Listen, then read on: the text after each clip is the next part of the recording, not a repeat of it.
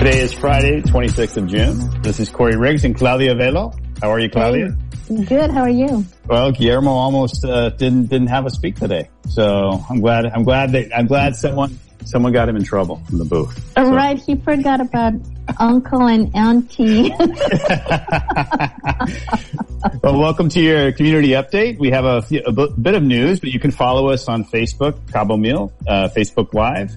Also, just to let you know, starting next week on Sunday, July 5th, every Sunday at 6 p.m., Claudia and I will now have a 30-minute show that will include news, guests, and your community update. So it's going to be a great show. We're excited about it. We're finding that 8 minutes just isn't enough to get through all the information. It's not enough to talk about all the things that are happening in our community.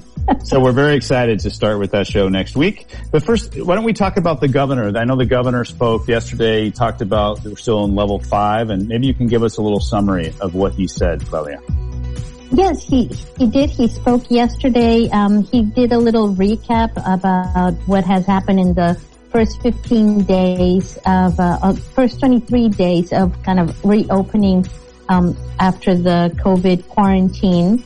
And, the numbers obviously increased. We went from 225 cases to 634 the day before yesterday. And then, of course, a higher number of fatalities with 67 registered by the 23rd of June. That's 31 deaths in 3 weeks. So definitely, as things open up, there has been more contagion, and that has to do a little bit with people lowering their guard and not following all the, protocols. Social distance protocols and the hygiene and washing your hands until they almost fall apart. But that's and it should be, and it is something that should be expected when there's an opening and more people are now exposed. And I think that again, you mentioned it. Just don't lower your guard when you're around other people. Make sure you have your mask on, you're practicing social distancing and washing your hands. And I think that with those things, you're going to take care of yourself. It's interesting because I before last week, I didn't know anybody that actually had gotten it. I just heard of a friend that's gotten it. And now I know about 5 people that have tested positive. And so it's interesting. I think it's touching a lot of us more at home, and we're understanding that this virus is out there, and it is out there. It's touching our lives closer, and that's the whole point. Is even if you don't feel comfortable with the protocols, even if you whatever, just do it because it is the responsible thing to do for the society that we live in, and so that's the rule.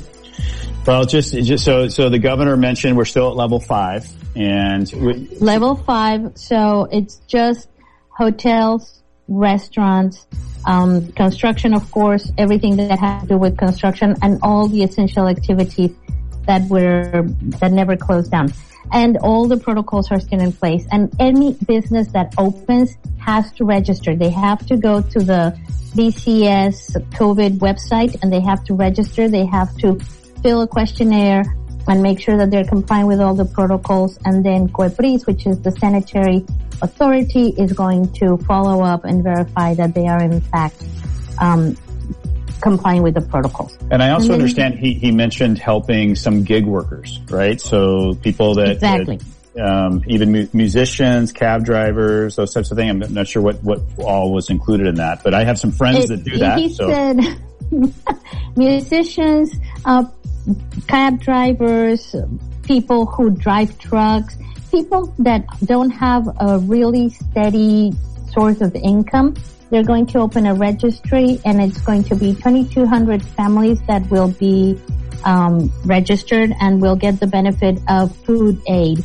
And he's going to be doing this in coordination or following along the lines of the work that the Alliance has been doing, because as we know very well, while the Alliance has been delivering food aid to several areas across the state government has also been supplying food aid to some of the other families, because the great need of, almost 100,000 families, we all have to get together and work and help supply these food. And I think it's interesting to talk about because, when we started the Alliance, the group of people, it's a lot of people. It's 100 businesses, over 99 profits working together in coordination with the government. Very, very important to say, not part of the government. It's private citizens, private businesses working together on this project. We had a goal of delivering food aid for 3 months. And what's interesting is we're coming up on that 3 months. It's coming to an end in June, really. And what we're seeing is that this aid is going to have to continue.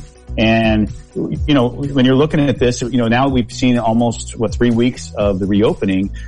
Not everybody's back to their jobs. And as we know, it's not going to happen. We're going into the low season. We are going into a time where some restaurants aren't going to open till November. Hotels are not going to be full. They're not bringing everybody back. The food necessity for food aid is going to continue. And so we are now reevaluating that within the Alliance to talk about how far are we going to? And we're talking about possibly November 1st. And then what kind of fundraising is going to be needed for that? And how are we going to deliver dispenses? Right now we're going door to door. Lots of volunteers, lots with the armed forces helping us. And so we're talking a lot about that right now within the Alliance. Yeah, and the necessity for food aid is still there, but the reality, the circumstances are changing. The temperature is rising. Some people are going back to work. Some of the people that were volunteers are now back at work, so there's less volunteers. And it's a game where we need to adapt to continue to provide the support that is needed.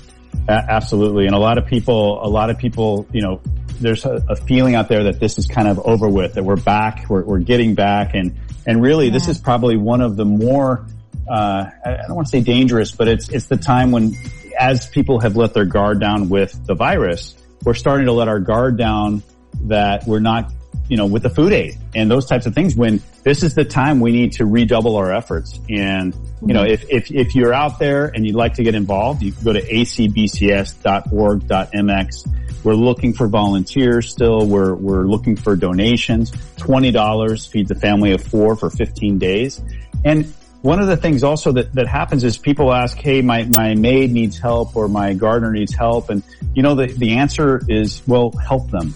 And I think whether you're part of the Alliance or not, it's helping our community. It's a community helping community. And it's such an important message to get out there. Yeah, it's the only way that we will get over all this is by being together and helping each other out. Well, Claudia, it's been great with these 8-minute segments, and we'll continue. But next week, tune in on Sunday, and we'll that's July 5th. And we'll have a 30-minute show. So great seeing you. Great seeing Guillermo. I'm glad he let us do our show today.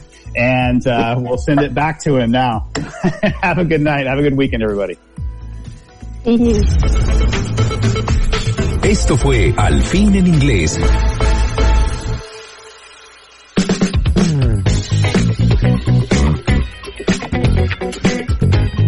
Gracias a mis